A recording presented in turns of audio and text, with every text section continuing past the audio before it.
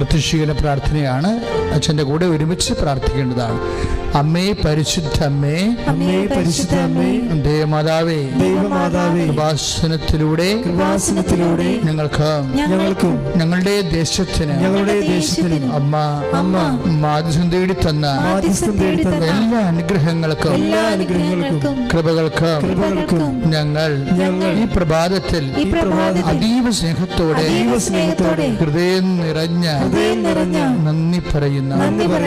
അമ്മേ പരിശുദ്ധ അമ്മേ, ദേവമാതാവേ, 2004 ഡിസംബർ 7-ാം തീയതി കഴിഞ്ഞ് 2:30 കൃപാസനത്തിൽ സംഭവിച്ച അമ്മയുടെ പ്രത്യക്ഷപ്പെടലിനെ കുറിച്ച് സഭയ്ക്ക് സമർപ്പിച്ചിരിക്കുന്ന പഠനരേഖകളുടെ വസ്തുനിഷ്ഠവും ദൈവശാസ്ത്ര